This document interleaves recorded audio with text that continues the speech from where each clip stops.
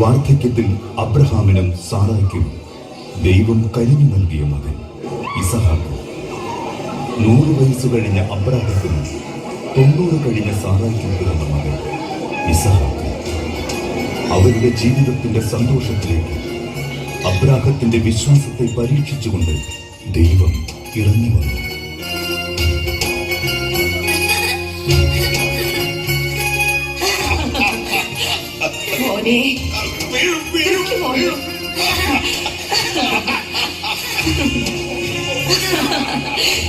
എനിക്ക് വയ്യ ഈ കുട്ടിയുടെ കാര്യം. വാ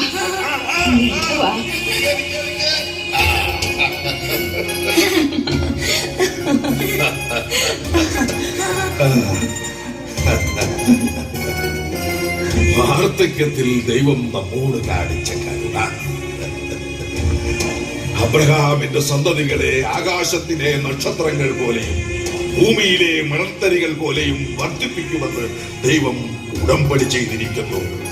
ഈ മകനിലൂടെയാണ് ഒക്കെയും സഫലമാവുക.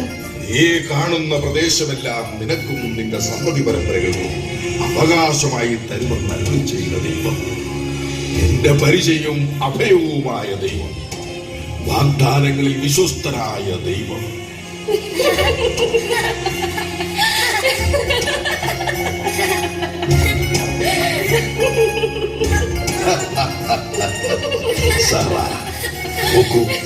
ദാസിമാരോടൊപ്പം ഇസഹാക്ക്.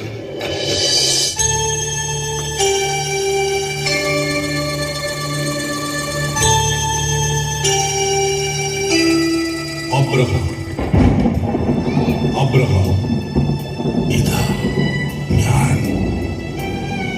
അബ്രഹാം, ദൈവമേ, കൽപ്പിച്ചാലും നീ സ്നേഹിക്കുന്ന നിന്റെ മകൻ ഇസഹാക്കിനെയും കൂട്ടിക്കൊണ്ട് മോറിയ ദേശത്തേക്ക് പോകണം. കർത്താവേ, മോറിയായി ഞാൻ കാണിച്ചു തരുന്ന മലമുകളിൽ നീ ഒരു ബലിവേദി ഒരുക്കണം.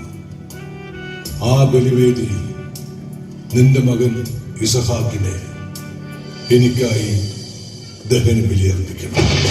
ദൈവമേ, വാർദ്ധക്യത്തിൽ എനിക്ക് തന്ന മകനെ, അയ്യോ, ഞാൻ സാറായോടെന്ന് പറയും, ഞാൻ എന്റെ മകനോടെന്ന് പറയും. ദൈവമേ,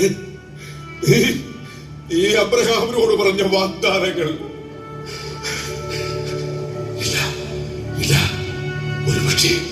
ഒരുപക്ഷെ ഇതൊക്കെ എന്റെ തോന്നലുകളാണ്. അല്ല, ദൈവം ഒരു തോന്നലല്ല. ഞാൻ കണ്ടറിയുന്ന, ഞാൻ അനുഭവിച്ചറിയുന്ന സത്യമാണ്. ഈ നിമിഷങ്ങളിൽ ഞാൻ എന്താണ് ചെയ്യുക?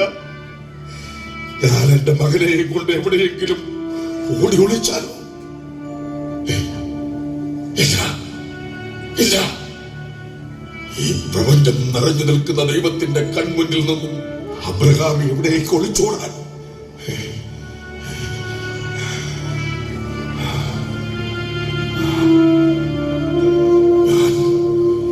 ഞാൻ എന്റെ ദൈവത്തെ അനുസരിക്കുന്നു.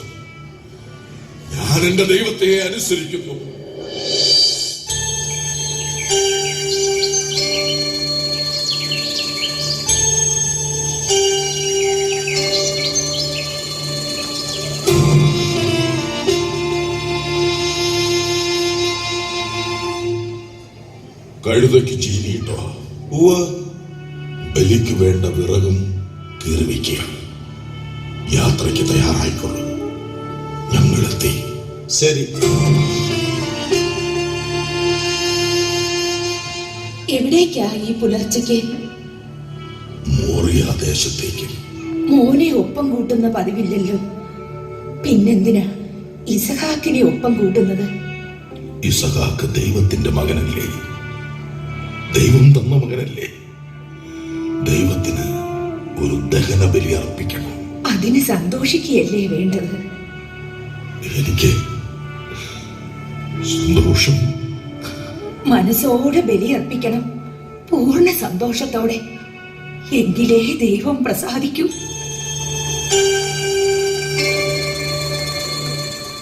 അപ്പ പോകാം.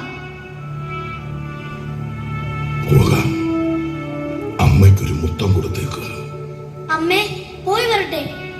ദേ, അപ്പന്റെ കൈ പിടിച്ചോണം. ദൈവത്തിന് ബലിയർപ്പിക്കുമ്പോ നന്നായി പ്രാർത്ഥിക്കണം. കനിവിന്റെ നിധിപേടകത്തിൽ നിന്നും അനുഗ്രഹങ്ങൾ വാരിക്കോരി തരണേന്ന്. ദേ, മോനെ സൂക്ഷിച്ചോണേ. വേഗം മടക്കി കൊണ്ടുവരണം.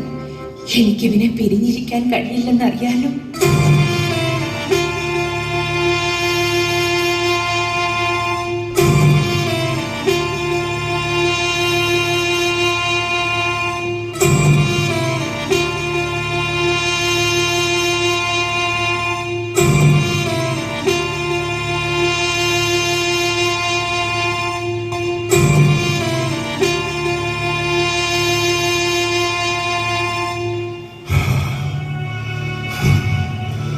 നിങ്ങൾ ഇവിടെ വിശ്രമിക്കുക. ഞാൻ മോനോടൊപ്പം പോയി ദൈവത്തെ ആരാധിച്ചിട്ട് മടങ്ങി വരാം.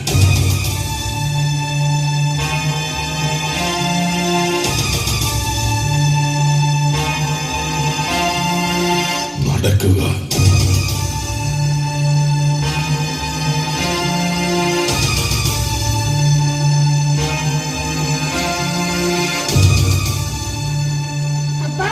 നമ്മൾ ഒരു കൂട്ടം മറന്നു. തീയും വിറകും കരുതിയപ്പോ ദഹനമണിക്കുള്ള കുഞ്ഞാടിനെ കരുതിയില്ല. ബലിക്കുള്ള കുഞ്ഞാടിനെ ദൈവം തരും.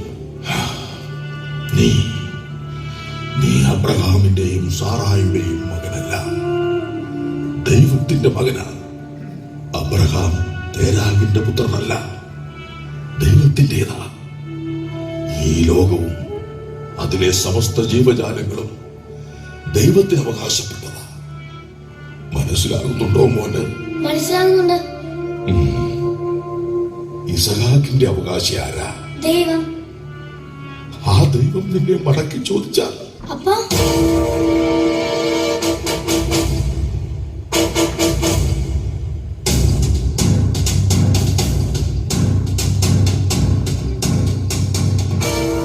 ദഹനബലിയായി മകനെ വേണം എന്ന് ദൈവം പറഞ്ഞാൽ മനസ്സോടെ കുളിക്കട്ടെ ഞാൻ. അപ്പാ,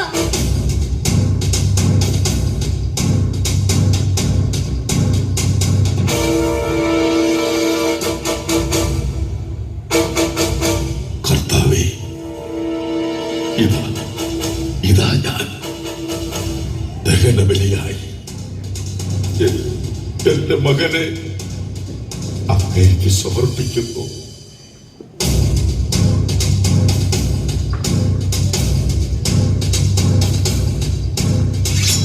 അബ്രഹാം,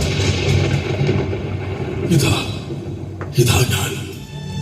കുട്ടിയുടെ മേൽ കൈവെക്കരുത്. നിന്റെ ഏകപുത്രനെ പോലും എനിക്ക് തരാൻ തക്ക വിധം നീ എന്നെ ഭയപ്പെടുന്നു എന്നെനിക്ക് ഉറപ്പായി. അതിനാൽ ഞാൻ നിന്നെ സമർത്ഥമായി അനുഗ്രഹിക്കും. നീ മകനേക്കാൾ മറ്റെന്തിനേയും കാണും എന്നെ സ്നേഹിക്കുന്നു. നിന്റെ വിശ്വാസം നിന്നെ രക്ഷിച്ചിരിക്കുന്നു.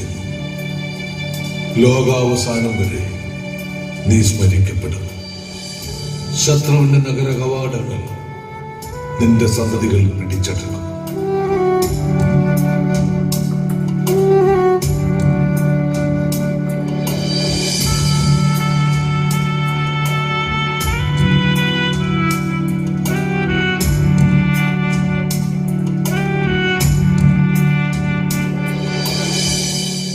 അബ്രാഹത്തിന്റെ വിശ്വാസം നമുക്ക് പാഠമാക്കണം. ലോകത്ത് മറ്റെന്തിനേക്കാൾ ദൈവത്തിൽ വിശ്വസിക്കുന്നവരെ ദൈവം സമൃദ്ധമായി അനുഗ്രഹിക്കും.